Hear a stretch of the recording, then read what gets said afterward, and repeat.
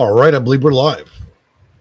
So, in this video, we're going to be discussing seniors and housing. And before we do that, I'm going to make a few introductions. My name is Jay.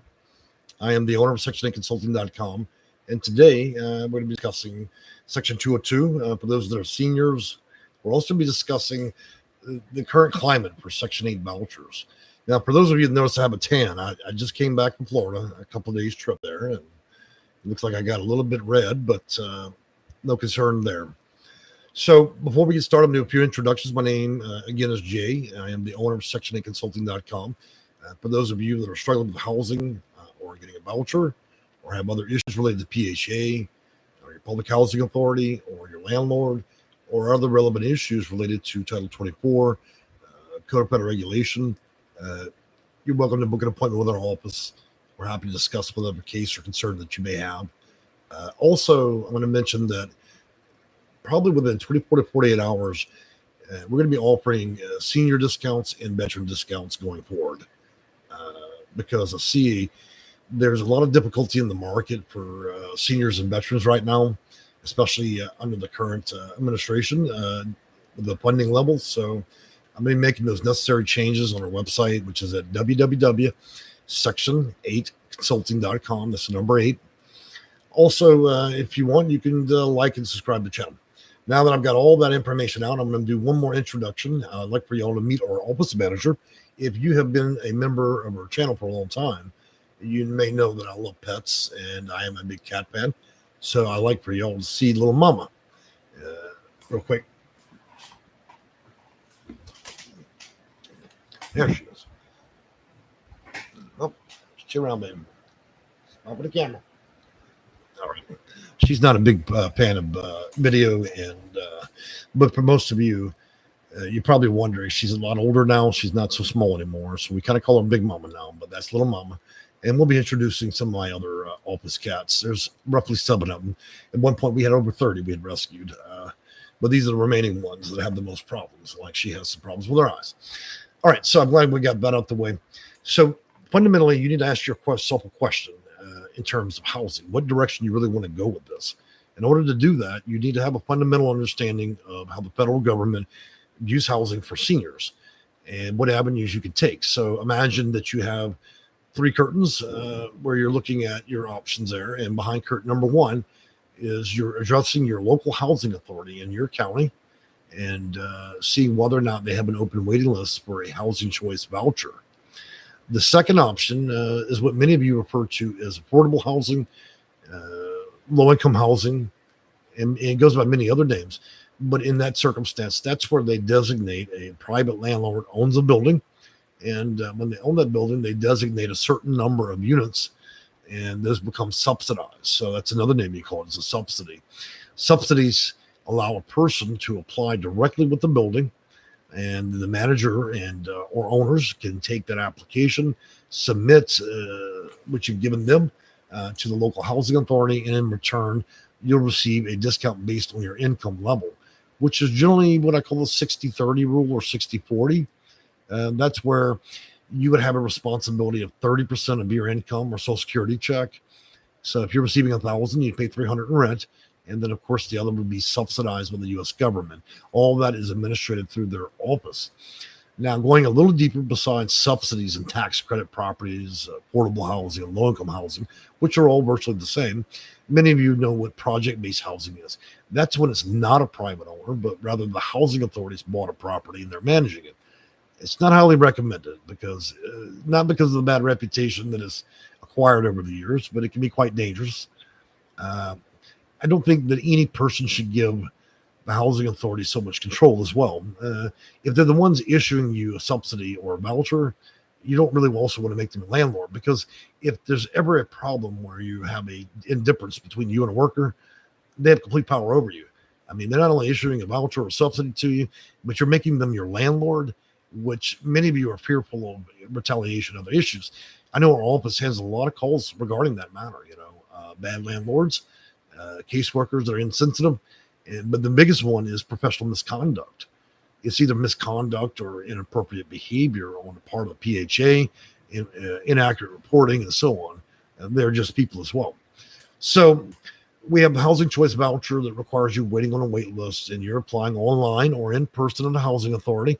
Second option at that housing authority is when the housing authority attempts to offer you project-based housing, a building they own, and they subsidize you from there. When a landlord owns a big property and has big money, they become a tax subsidy, which is low income and affordable housing. You can find that list, and we're going to issue that list, affordablehousingonline.com, and you can look at those properties. Now, let's dig a little deeper.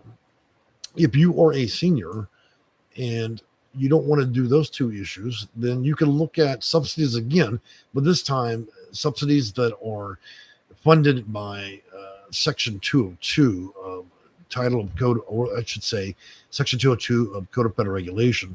Section 202 prescribes under federal law that under certain circumstances, properties are designated seniors with disability. In other words, a landlord not only has the building as a subsidy, but especially just for seniors or seniors with disabilities. Now, since people are in advanced age, 62 and older there, in most cases, it means it's you would have the ability to live probably in a nicer property because you're presumed to be at lower risk to a landlord. We don't think that anybody's going to be involved in criminal activity.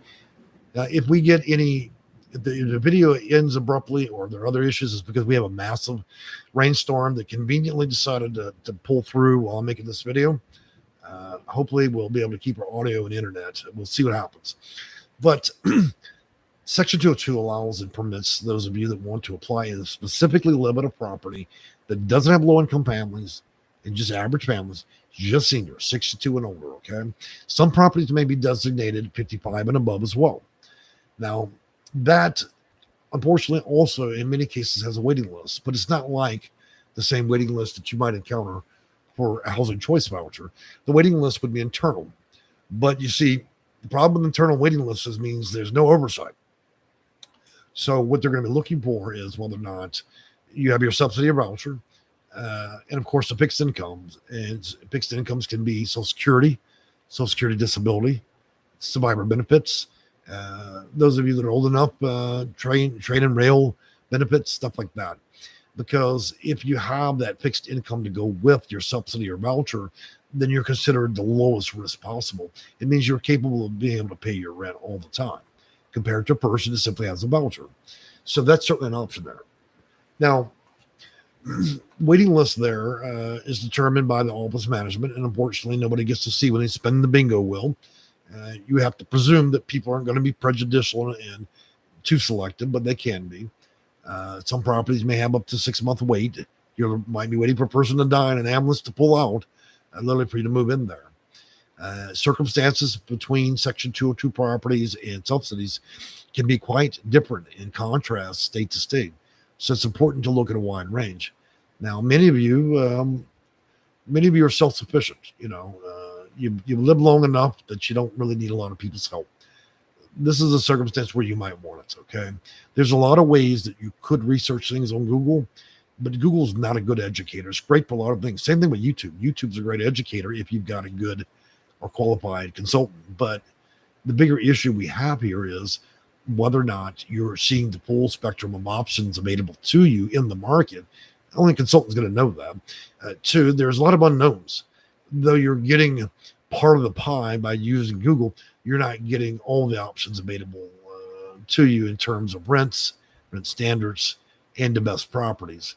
Of course, there's a lot of stuff that's been published out there, but to keep in mind, what's published and open to the public is generally about maybe 20% of what's really out there. And so some of our clients I've dealt with, and I know they're highly educated. I know they're highly intelligent. They've lived a long time, but unfortunately, they don't have the same kind of resource their office do. So I'm not implying that anybody needs to book an appointment with me. I'm just saying that, there's a quicker and faster way to do almost everything inside the system. It can be quite difficult to navigate. You might find sometimes the personalities and people you deal with to be a little less than friendly because the behavior of Section 8 and its employees and management. So you can't wear your feelings on your shoulders. You might get offended, okay? So what I find very interesting is that's also a double-edged sword. Nobody's ashamed to retire and receive a Social Security check, but yet you might have a little bit implied shame going into affordable housing, low-income housing, or even receiving a voucher.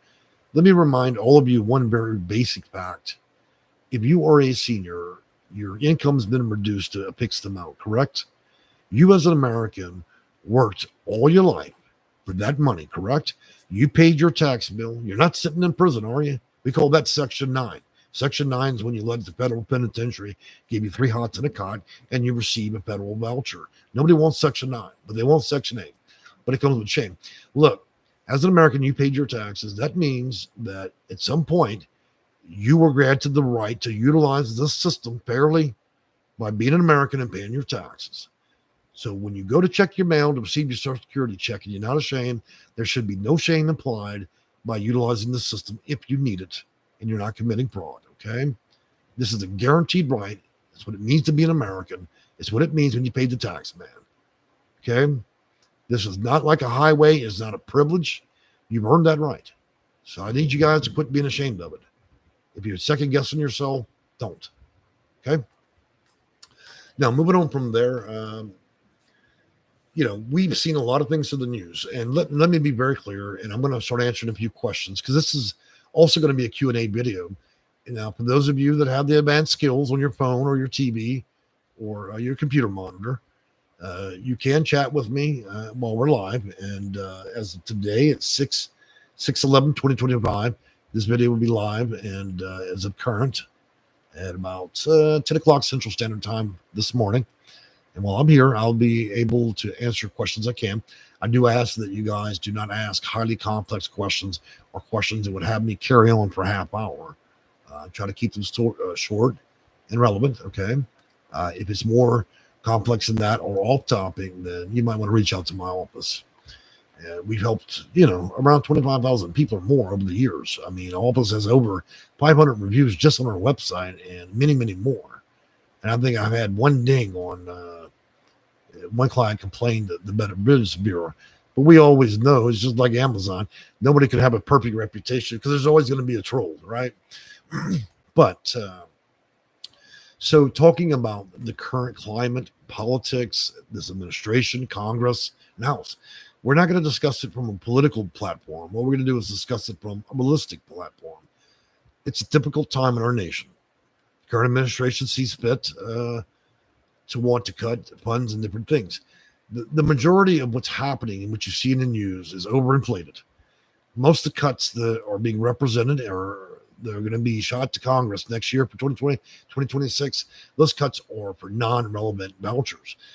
They're also discussing 2-year caps or term limits for a voucher, but that does not affect seniors and disabled, and it does not affect veterans, which is the vast majority.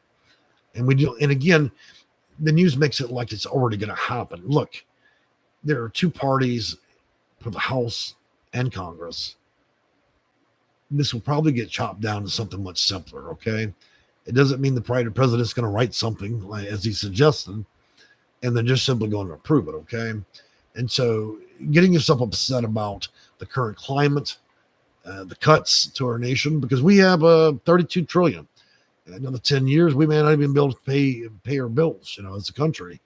I worry sometimes that before I see my own grave, that this country may become insolvent just because of the amount of debt. Paying interest on trillions, 32 trillion is enormous. We're already owing more interest than we actually pull in. And I'm not an economist, and I might be wrong. You guys can correct me or even talk badly to me. Some of you guys like doing that, trolling me a bit when I talk about subject matters that are off topic. But the reality of it is the suggested things that are going to Congress, I don't see all of them passing, okay? However, I will admit Mr. Trump is very determined. So he may only get a portion of that done this term, but do understand that when he reaches 2027, he's got another shot, and 2028, he's got another one. It's quite possible that he could have changed this entire system piece by piece. I know that at this point, they have now terminated roughly 80% of all HUD employees. 80%. So if you're a senior, you're a veteran, or you have anybody, let me rephrase that.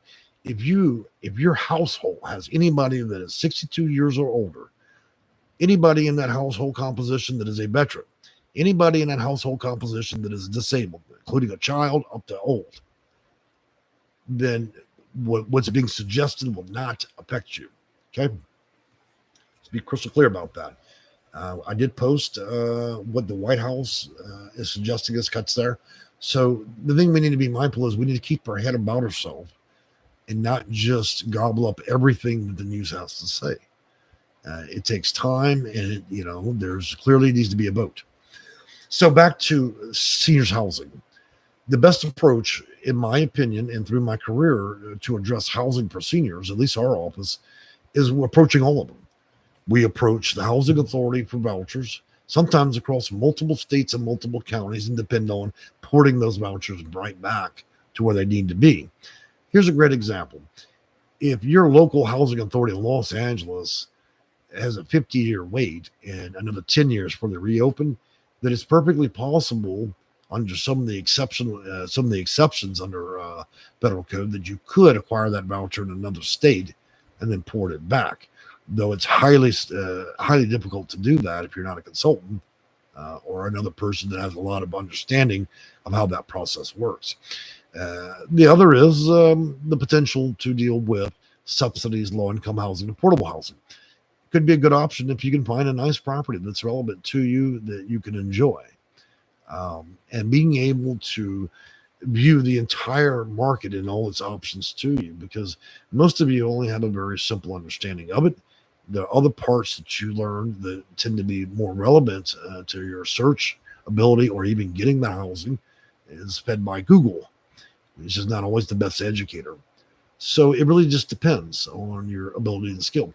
So the voucher, Housing Choice Voucher, subsidies, Section 202 housing, seniors with disability. And up to this year, 2025, we had emergency housing vouchers, permanent supportive housing, and a few other smaller programs. Those have been eliminated this year by virtue of funding. There is no funding for it. We're looking to see that will return next year. If that does return, then those of you that are extreme low income and that are seniors, veterans, and so on, you'll be able to capitalize that program, and that will give you a fourth door to look at. So you're looking at 4 different avenues. The approach should be addressing all. Never hang your hat on one option, okay?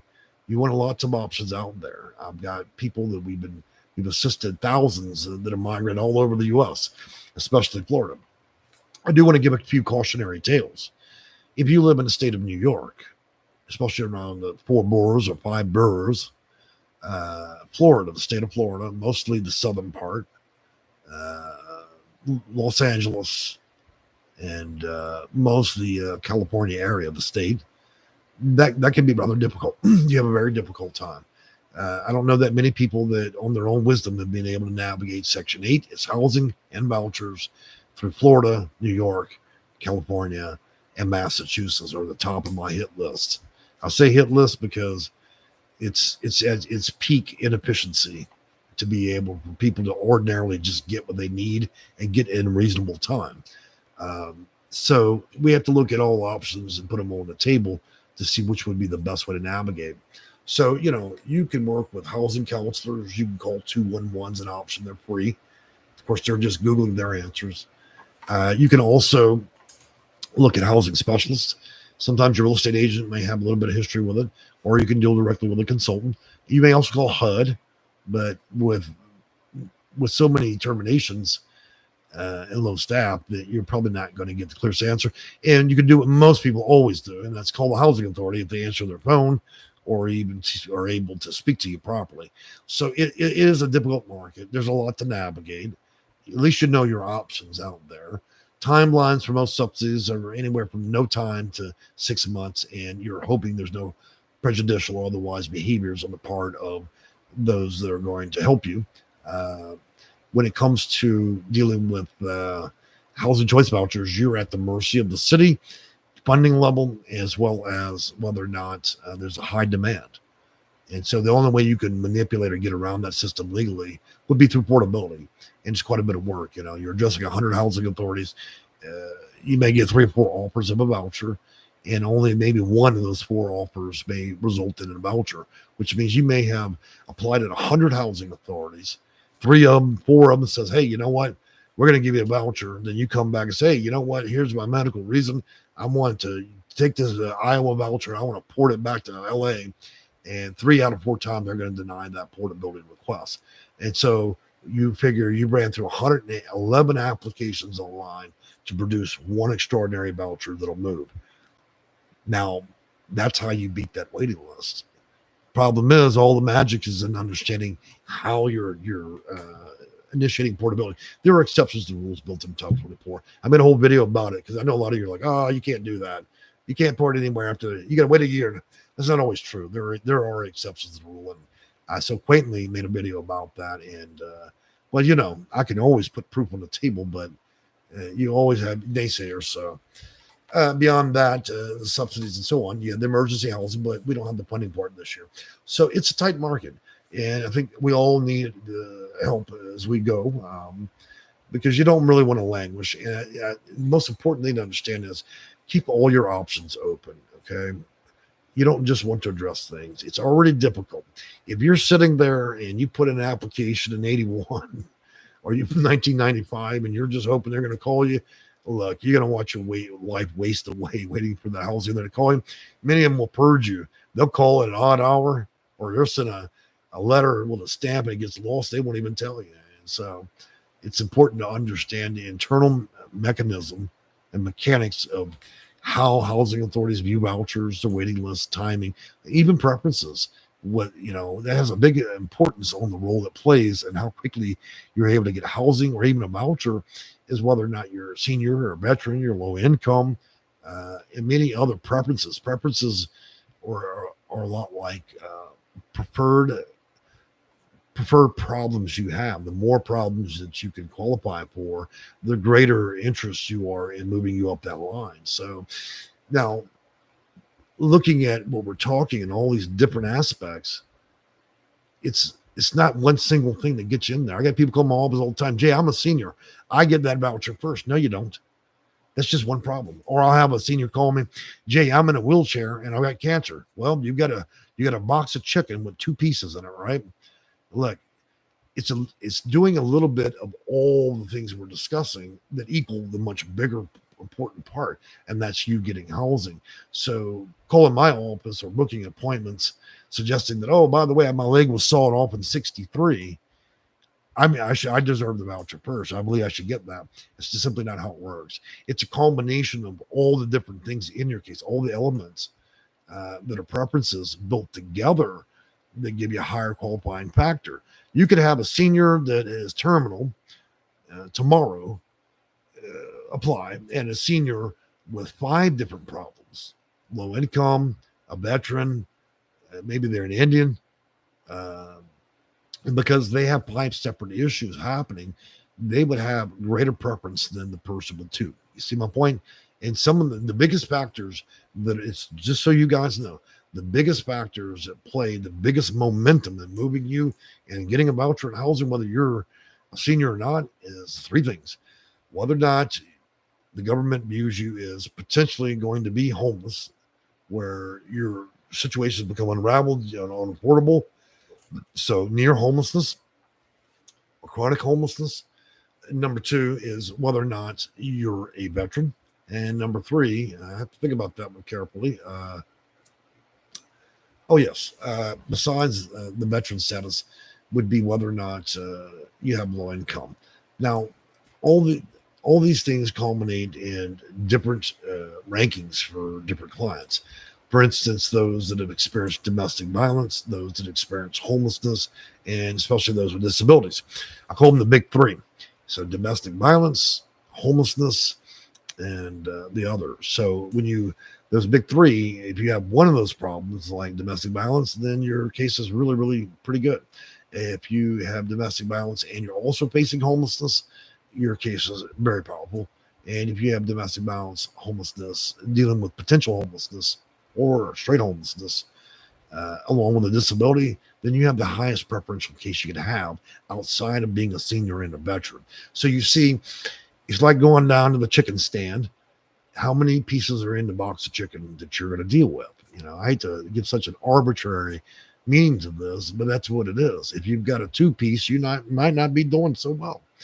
And I find that many cases where we're dealing with seniors or even veterans because of pride, and I understand the sense of pride. Pride and intelligence can be difficult sometimes navigating the system because nobody really wants to ask for help. Nobody wants to express that they may not have the gravity or ability to navigate the system.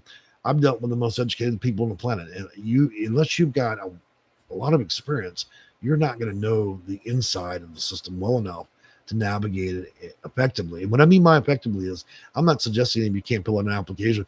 What I'm saying is, how do you cut the times down to being reasonable? How do you see the full menu of options? The housing authority and its employees are not going to teach you that. Their only job is to barely answer the phone, process your application, and get rid of you the minute you become a problem tool.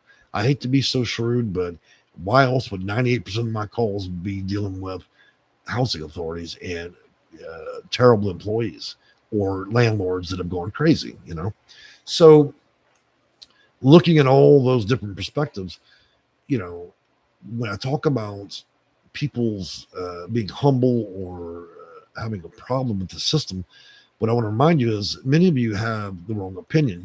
Some of you have disabilities and don't even realize it because you're too humble or you have a sense of pride. And so we end up having to rebuild like 80% of the cases that come to our office because people don't even realize they qualify for certain preferences because they simply don't view themselves that way. Let me be honest. Let's go back to that original conversation about 15, 20 minutes ago in this video. You worked all your life. You paid your taxes. You're granted this right, humbly granted this right as an American, a red-blooded American. No time should come and apply with shame. Same as going to check your box for your mailbox for a Social Security check. You're not ashamed of that. Then why would you be ashamed of paying your tax money and then utilizing a right that's granted to you as an American? And that would be to be able to use subsidized housing on a fixed income. So I want you guys to stop there and think about that for a minute. So the reason I'm saying that is because rebuilding cases, people that have a high sense of pride and morality don't often view themselves as sick or disabled and this and that. Many things do qualify, but it's your perspective personally. Your personal opinion, how you view yourself, can destroy your case.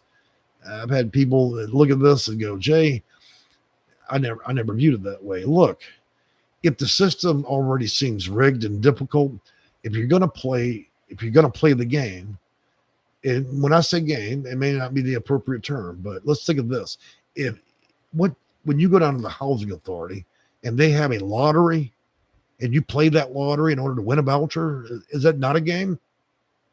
It sure seems like a game. So if you're going to play the game, you're going to go play the lottery, right? Then you need to play to win, seriously. Because you don't want to be like the other 10,000 people on the list that are going to sit there for 10 years and wait till they come knock on your coffin door. They're going to ring your phone in the coffin and say, hey, we got a voucher for you now. Okay?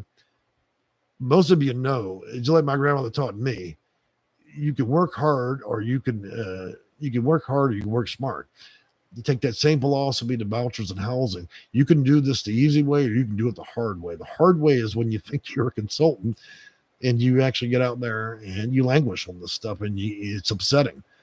And when you learn the hard way, about half of those people learn the hard way, half of them throw their hands halfway through and just say, this isn't worth my time. It isn't worth your time because you don't have the right material information.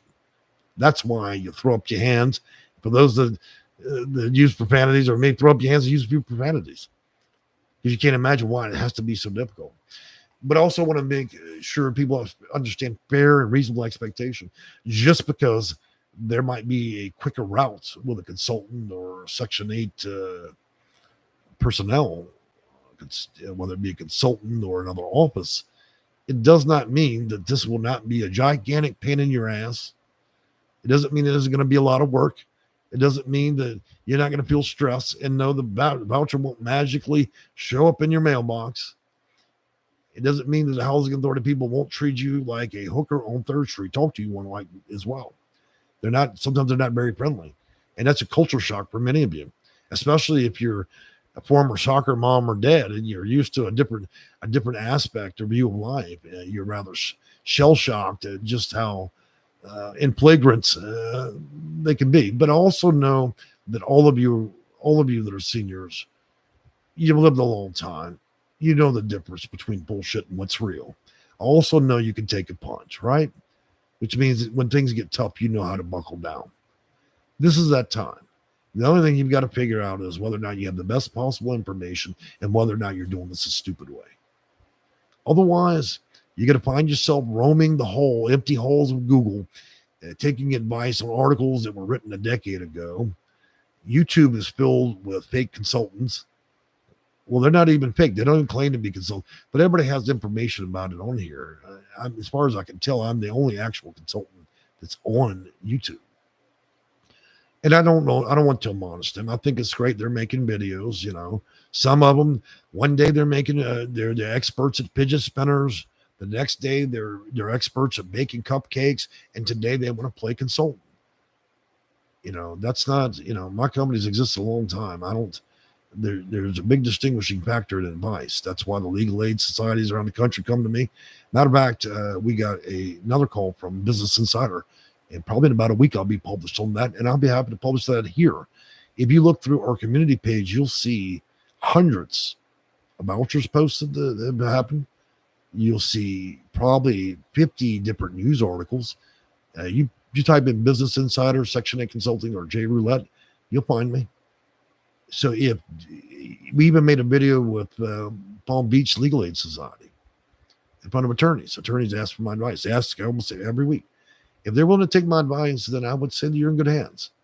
Does it mean there's going to be a guaranteed outcome every time you deal with our office? No. Only a fool and a clown would suggest that. There's a certain bit of risk, okay? And risk becomes higher when you have things like pandemic or when you live in different times. Today, these are in different times. The current administration is trying to cut massive budgeting across the country. We're cutting the school system. We're cutting everything, right? So, the reality of it is the housing authorities will be operating with a whole lot less money starting next year. So most of you that are considering your options as a senior, you need to make your decision for the whole Congress next year. Because if this successfully goes through and they put time limits and all, most of you seniors won't be affected, but those that are not senior, disabled, or veterans, it's going to be difficult times. But this video is not designed to give hype. It's not designed to fear. And the budgets that are being, the budget cuts they're discussing aren't going to directly affect you guys. In fact, I don't think it's going to affect a lot. What's going to affect are single individuals that are not seniors. It's going to put a cap on there if they do it. And that's the thing, we don't know that. And so I would tell you the best news you can read is just not reading it. We get our information directly from congress.gov, from the White House. When I made that last video, that report was directly from Trump's hand, the administration itself. I do not get my advice from NBC, CBN, Fox News, Yahoo, and any of the rest on either party side. If I wanted to be lied to, I would. I have nothing against news, but it's not the 80s. We don't talk about pleasant things anymore. Everything's got death toll or cuts in it these days. Everything's some big event. It's so blown out that you can no longer believe half the things you read. And so I encourage most of you seniors, you've been on this whole war a long time. You should be the last one to be ran as a fool in this gambit. You can get through the system. You can get this housing. You certainly have the capabilities. All you have to do, and I'm going to be very frank, is cut through all the bullshit, okay? For those of you that have tried all your best efforts, and in my closing of this video, I want to say this. Again, I want you guys to take your time with this, view all your options, make sure you understand what's happening. Don't be ashamed to ask for help if you need it, okay? My office and the services we offer is a last option. Do not come to me as a first option.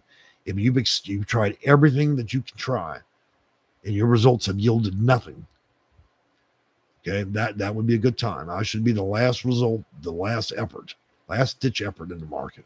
Should not be the first, okay? Last thing I'm going to say there is we'll be rolling out the senior and veteran discounts. That is my gift because, most of you guys know I am 70% retired now after 25 years, which means that I'm only doing 30% of what I used to do. So 70% of the amount of work I do, I no longer do. I'm down to 30%. And as a couple more years roll by, that number will get smaller. So that means I'm only handling 30% of what I used to. And so offering these type of discounts to seniors and veterans is what I'd like to do. I'm still working on how I'm going to do that, because it's kind of, I have to wonder whether or not this could become a problem of people not being a senior and trying to book that appointment. But I don't like having to admonish anybody. But those will be available within a couple of days, maybe even today. Consider it a gift.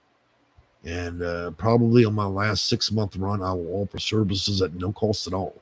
But I don't know when that's going to be. I imagine it will correlate very strongly with the exiting of the Trump administration. Will likely be my final retirement last video. As of now, we got a couple of years to go. And I'm going to give you guys my best through that period, and try to get as many of you housed as possible, answer as many questions as I can. And even when I do retire, I'm still going to consult landlords, and I still will offer short appointments. What's mostly going to be retired is casework. It takes a lot of energy to do that. It takes several people to do it, plus an attorney. And to be fair, for the price we're charging, it's getting, because of inflation, it simply is not an objective thing to offer for all of us because of the amount of time it takes. So that will be largely what's eliminated. So we'll no longer offer casework. But that's a couple of years coming out. All right, guys, I've enjoyed talking with you and showing my suntan, my cat, my long story about the beach, even my broken buttons. I'm about to get on my cleaners about that. They broke all the buttons on my shirt in half. We're going to see you again tomorrow. We're going to make a number of videos this week, and tomorrow will be Veterans Day. We need and deserve to address our veterans. And I very much want to discuss all the options and platitudes that are available to you here in the U.S. Well, I've enjoyed speaking with all of you, and I look forward to speaking with you guys again tomorrow around 10 a.m. Central Standard Time. And I'm going to go ahead and go through comments, because I forgot all the way through the video to do comments. So Flores Corson says, sharing post immediately. Jennifer, love the pic and kidding. Thank you. Lois says, I have been looking forward to this video. Thank you. Well, thank you for joining us. If you haven't liked or subscribed, one thing that's really unique about my channel, I never ask you guys to like or subscribe. Matter of fact, you will not find a single video. I'm going to start doing that, but that's because I think it's important at this point to bring more people in and to share more of the news. So if you like us, hit the like button. If you like to hear more of the videos in depth, when we cover title, legislation, policy, procedure, and a lot of the things the housing authority doesn't want you to know. I'm real good about that. I even have a few spicy videos. Do be aware, I've been known to use a few profanities, but that's the luxury of me owning my channel. I pull no punches with that. I'm a grown man, and I certainly will discuss things in the format that I wish. Tiz says, I think you just answered my question. Well, that's always excellent news. Christine Gammon, thank you for, it looks like you've got the pandemic mask on your smiley face. And then Christy goes on and says, it's definitely trifecta. And Christy goes, Veterans Day, June 12th. Oh, you're right about that. We may do another video for Veterans Day. So anybody that has questions that's sitting in the background, now would be the time to ask questions, okay? Today is 6/11/2025. It is roughly 10:57 a.m. Central Standard Time. If you're watching this video much later than that, then this video chat is no longer live. If you have questions related to housing, vouchers, you have questions related to a difficult landlord, housing authority, policy, procedure, data standards, rent standards, seniors housing, veterans housing, domestic violence programs, VAWA, HOPWA, for those of you that have HIV or AIDS. If you have questions related to sensitivities, accommodations, modifications, portability and moving, now's the time. Okay, well, it looks like we've got a lot of people just possibly viewing for the first time. So join us tomorrow, and if you're feeling If you're feeling social, hop in. I'm not going to shame anybody here. I'll do the best I can. I'm very down to earth. Okay, here's a question. Jennifer says, if you've already sub housing, can I apply for a voucher? Well, I mean, two material things need to play out with that, Jennifer. If you've already got a housing, it comes down to whether or not the landlord wants to accept that type of housing. If you're in a big complex, it's down to whether or not the ownership or the management there want to accept that. Can you use that voucher? You get a voucher while you're already living there? Yeah, absolutely. Though they're going to have to rewrite that lease, okay? So it shouldn't be too big of an issue. Any other questions, folks? It's like an auction. Last chance, folks. All right, guys. Well, I have definitely enjoyed seeing y'all. Wait a minute. Looks like we got one more. Kristen Gannon goes on. She wants to move. Well, for moving, you would want to get a hold to HUD's manual for portability and moves. Why don't I provide that for you? This will take 2 seconds. Just bear with me.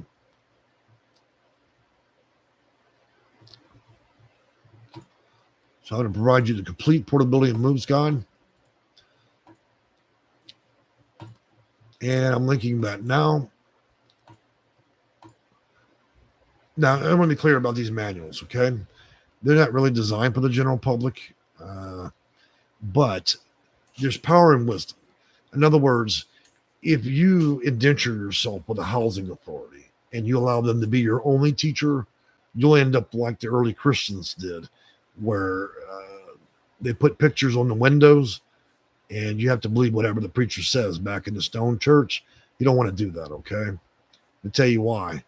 Same reason God's not everything that Christians are. Housing authorities, you need to be able to play by the same rules they do in case something happens, okay? There's a lot of things that happen and a lot of unfair things that happen, and sometimes there are a lot of big mistakes. And sometimes the housing authority doesn't like to admit they've made mistakes. By you having their administrative plans and policies and rules, or even the policies regarding portability, allows you to operate in the same manner they do. It also gives you a justified way to fight any measure taken against you unfairly. Okay, if you, and give you another great example. If you're on Highway 10 to Louisiana, cop pulls you over, beats you up, and you think, you know what, I'm gonna port that ass. I'm gonna port his ass down there in Baton Rouge. So you drive to Baton Rouge, and I want this investigated. The investigator turns out it's the same cop that beat you up. You don't ever want to raise a complaint with the housing authority because it's the same cop that beat you up. They're all drinking coffee in the same room. Look, you need to know your rights, your responsibilities, and you need to know how to defend yourself. You need to be able to do this effectively without being in fear. You need to be able to do it without fear and be able to shut the door on retaliation. You guys don't understand what that stuff is until you get deeper in the system. And I'm not suggesting anybody's going to have a problem, but the power is in wisdom, and you need to be highly practical in it. If you're not, then you need to speak with somebody that is. It's like everything else. This is designed to help, but not if you're going to indenture yourself to it, because you'll make yourself a victim. I'm not talking specifically to just being seniors. I'm just saying through this whole system. You don't ever just walk barefooted and blind through the system. The system will give you whatever. Only those that have a voice are going to get treated fairly, okay? Otherwise, you get what you get, and nobody wants that.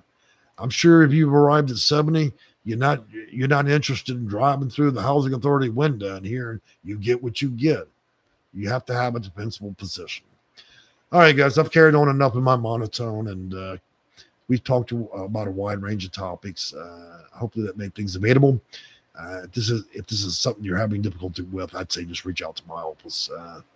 Otherwise, I've enjoyed talking with you guys, and enjoy the rest of your day. We'll see you tomorrow.